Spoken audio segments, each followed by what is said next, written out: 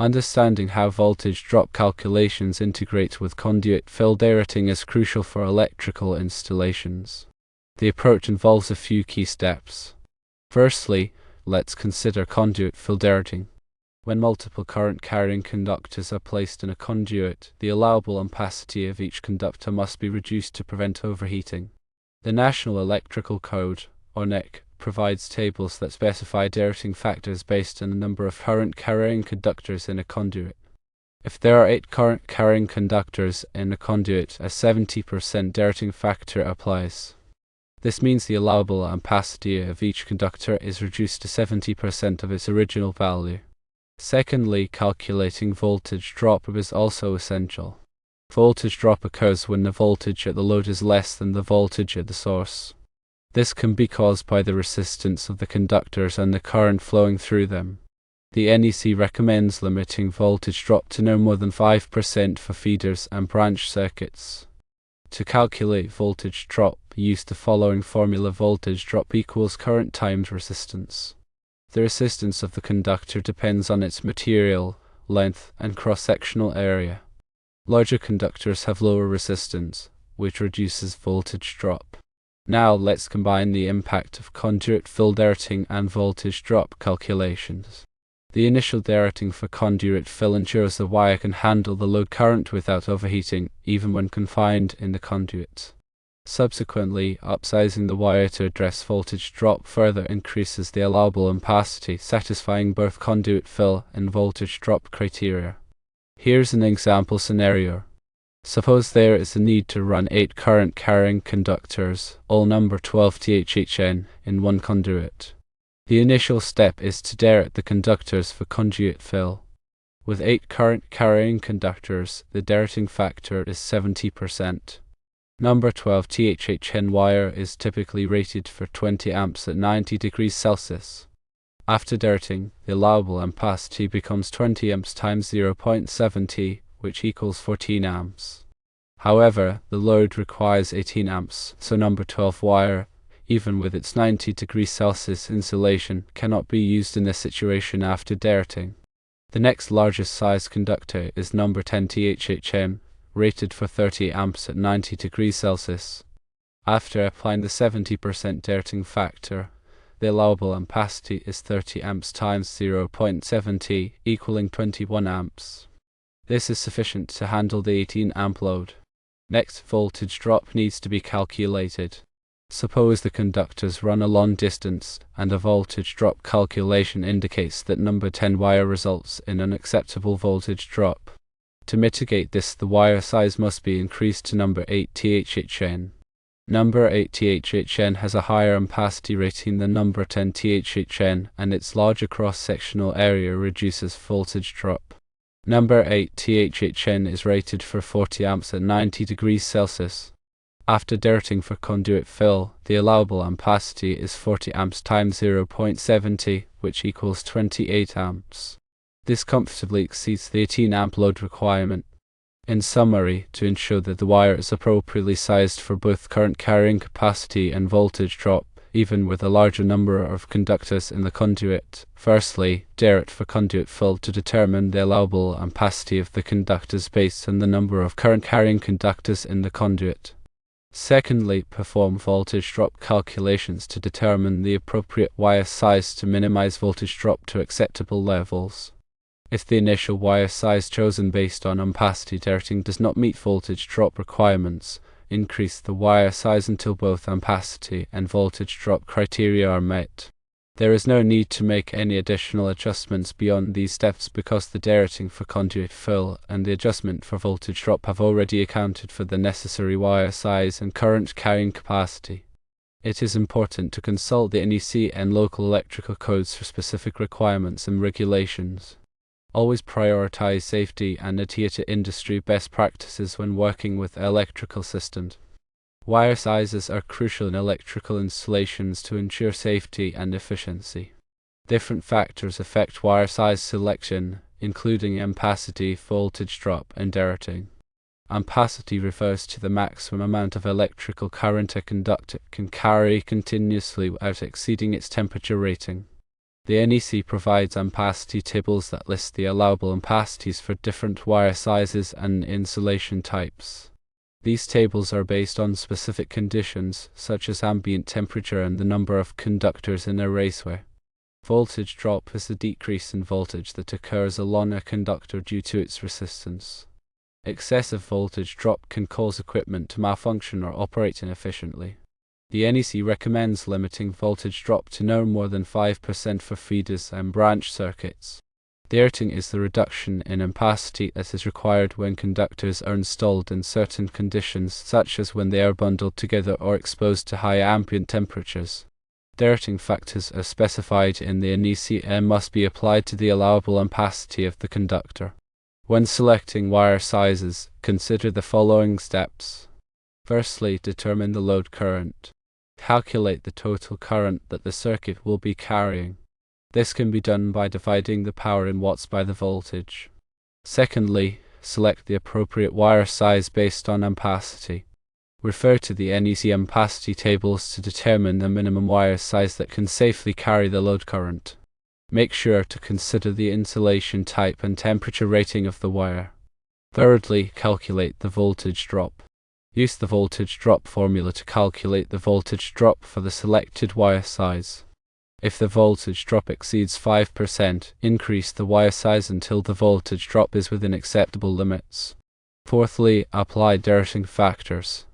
If the conductors will be installed in conditions that require derating, apply the appropriate derating factors to the allowable ampacity of the conductor.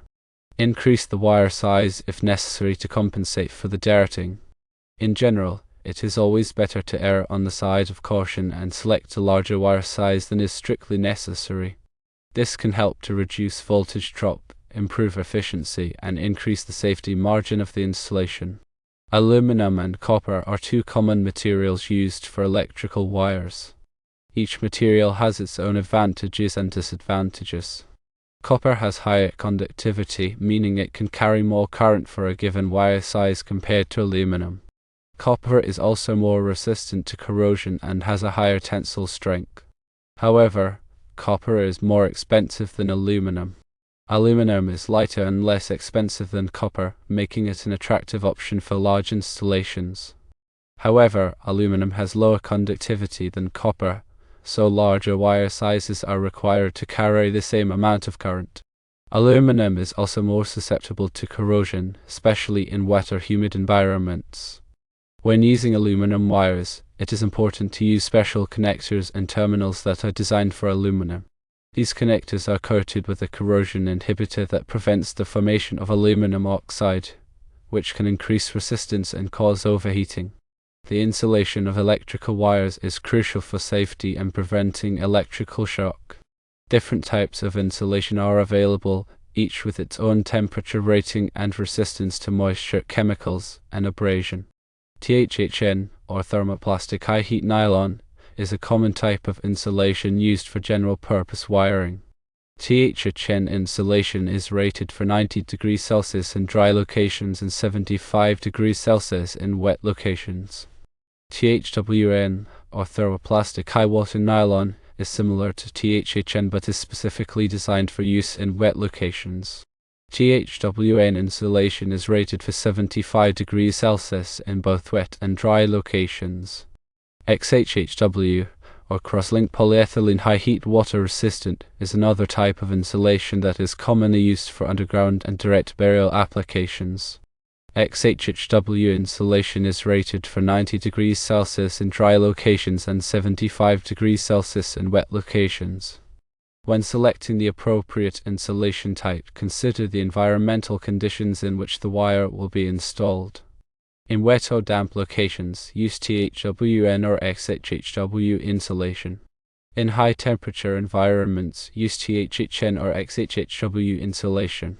It is also important to check local electrical codes for specific requirements regarding insulation types. Conduit is a protective tubing used to enclose and protect electrical wires. Different types of conduit are available, each with its own advantages and disadvantages. Rigid metal conduit, or RMC, is a heavy-duty conduit made of steel or aluminum. RNC provides excellent protection against physical damage and is often used in exposed locations or where the conduit may be subject to impact. Intermediate metal conduit, or IMC, is similar to RNC but is lighter and less expensive. IMC provides good protection against physical damage and is often used in commercial and industrial applications. Electrical metallic tubing, or IMT, is a lightweight conduit made of steel or aluminum. EMT is easy to install and is commonly used in residential and commercial buildings. Flexible metal conduit, or FMC, is a flexible conduit made of steel or aluminum. FMC is used in locations where the conduit needs to bend or flex, such as when connecting to motors or other equipment. Non-metallic conduit, or PVC, is a lightweight conduit made of polyvinyl chloride. PVC conduit is corrosion resistant and is often used in underground and wet locations. When selecting the appropriate type of conduit, consider the environmental conditions and the level of protection required. In exposed locations or where the conduit may be subject to physical damage, use RMC or IMC. In wet locations, use PVC conduit. It is also important to check local electrical codes for specific requirements regarding conduit types. Grounding is an essential safety measure in electrical systems. Grounding provides a low resistance path for fault current to flow back to the source, which helps to protect people and equipment from electrical shock. Grounding also helps to stabilize voltage and reduce electrical noise. The NEC requires that all electrical systems be properly grounded. The grounding system consists of a grounding electrode, a grounding conductor, and a bonding conductor. The grounding electrode is a metal rod, pipe, or plate that is buried in the ground and connected to the grounding conductor. The grounding conductor connects the grounding electrode to the electrical panel. The bonding conductor connects all metal parts of the electrical system, such as conduit, enclosures, and equipment, to the grounding system. When a fault occurs, such as a short circuit, the fault current will flow through the grounding system back to the source. This will cause the circuit breaker to trip, interrupting the flow of electricity and preventing electrical shock. Proper grounding is essential for safety and should be performed by a qualified electrician. Electrical boxes are enclosures used to house electrical connections and devices such as switches, receptacles, and splices. Different types of electrical boxes are available, each with its own purpose and construction. Outlet boxes are used to mount receptacles and switches. They are typically made of metal or plastic and are available in various sizes and shapes. Junction boxes are used to splice or connect wires. They are typically larger than outlet boxes and are designed to provide ample space for wire connections. Pull boxes are used to provide access to wires that are being pulled through conduit. They are typically located at bends or long runs of conduit. Weatherproof boxes are used in outdoor locations to protect electrical connections from moisture and the elements. They are typically made of metal or plastic and are sealed to prevent water from entering. When selecting the appropriate type of electrical box, consider the location, the number of wires to be connected, and the environmental conditions. It is also important to check local electrical codes for specific requirements regarding electrical boxes. Electrical safety is paramount when working with electrical systems. Always follow these safety precautions to prevent electrical shock and other hazards. Firstly, always energize the circuit before working on it. Turn off the circuit breaker or remove the fuse that supplies power to the circuit. Use a voltage tester to verify that the circuit is de-energized before touching any wires or components. Secondly, wear appropriate personal protective equipment, or PPE. Wear safety glasses to protect your eyes from flying debris. Wear rubber gloves to protect your hands from electrical shock. Wear appropriate clothing and footwear to protect your body from injury. Thirdly, use insulated tools. Use tools with insulated handles to prevent electrical shock. Inspect your tools regularly for damage and replace them if necessary. Fourthly, never work in wet conditions. Avoid working on electrical systems in wet or damp locations. Water is a conductor of electricity and can increase the risk of electrical shock. Fifthly, be aware of your surroundings. Pay attention to your surroundings and be aware of potential hazards such as overhead power lines, wet floors, and slippery surfaces. Sixthly, follow lockout-tagout procedures. When working on electrical equipment, follow lockout-tagout procedures to prevent accidental energization. Lockout-tagout involves disconnecting the power source and placing a lock and tag on the disconnect switch to prevent it from being turned on. Seventhly, if you are not qualified, do not attempt electrical work. If you are not a qualified electrician, do not attempt to perform electrical work. Electrical work can be dangerous and should only be performed by trained professionals. By following these safety precautions, you can reduce the risk of electrical shock and other hazards and ensure a safe working environment. Understanding the NEC is crucial for electrical installations. The NEC is a comprehensive set of standards and guidelines for electrical installations. It covers a wide range of topics, including wiring methods, overcurrent protection, grounding, and equipment installation. The NEC is updated every 3 years to reflect changes in technology and industry best practices. It is important to consult the latest edition of the NEC when designing and installing electrical systems. The NEC is not law, but it is widely adopted by state and local governments. Many jurisdictions require that electrical installations comply with the NEC. Even if the NEC is not legally required, it is still a good idea to follow its guidelines. The NEC is based on sound engineering principles and reflects the consensus of experts in the electrical industry.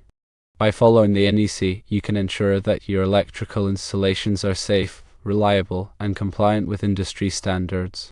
To effectively use the NEC, familiarize yourself with its structure and organization.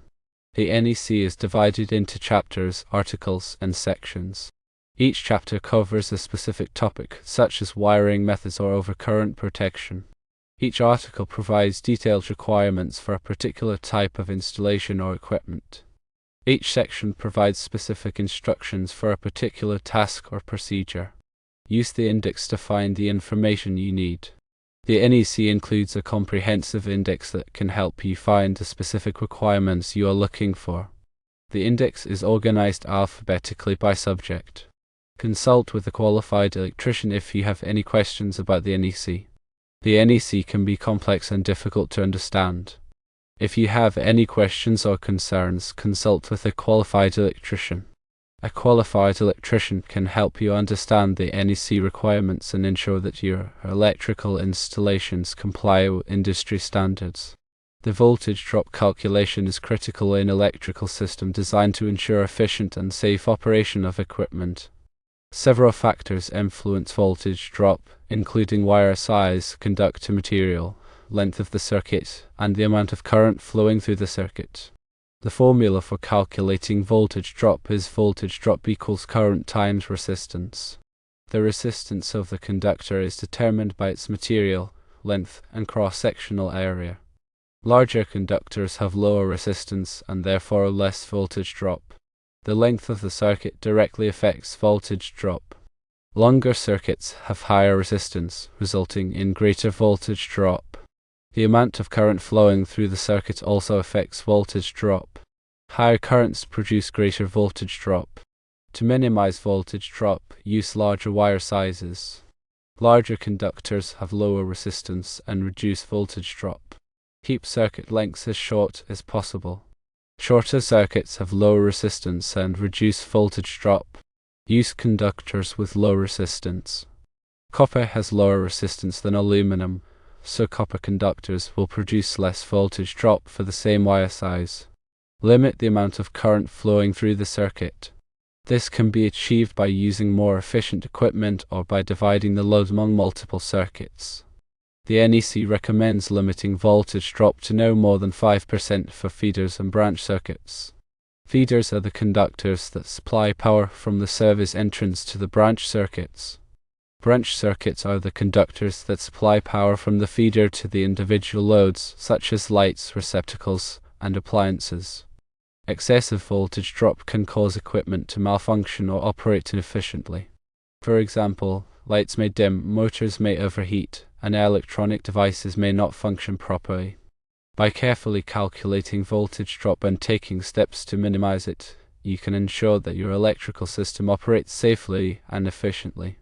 Understanding overcurrent protection is essential for electrical safety. Overcurrent protection devices, such as circuit breakers and fuses, are designed to protect electrical circuits from damage caused by excessive current flow. Overcurrent can be caused by short circuits, overloads, or ground faults. A short circuit occurs when a live wire comes into contact with a neutral wire or a ground wire. This creates a low resistance path for current to flow, resulting in a large surge of current. An overload occurs when a circuit is carrying more current than it is designed to handle. This can be caused by plugging too many appliances into a single circuit or by using equipment that draws more current than the circuit can safely supply.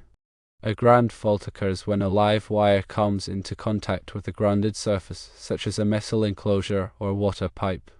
This creates a path for current to flow to ground, which can be dangerous. The overcurrent protection devices are designed to interrupt the flow of current when an overcurrent condition occurs. Circuit breakers are reusable devices that trip when an overcurrent is detected. Fuses are one-time use devices that melt and break the circuit when an overcurrent is detected. Circuit breakers and fuses are rated in amps, which indicates the amount of current they can safely carry. The size of the overcurrent protection device should be matched to the ampacity of the circuit conductors. The NEC provides tables that specify the appropriate size of overcurrent protection devices for different wire sizes and circuit configurations. It is important to select the correct size of overcurrent protection device for the circuit being protected. If the overcurrent protection device is too small, it will trip or blow unnecessarily. If the overcurrent protection device is too large, it will not protect the circuit from damage. Overcurrent protection devices should be installed in readily accessible locations. This allows them to be easily inspected and replaced if necessary. Overcurrent protection devices should be tested regularly to ensure that they are functioning properly. Circuit breakers can be tested using a circuit breaker tester. Fuses can be tested using a multimeter.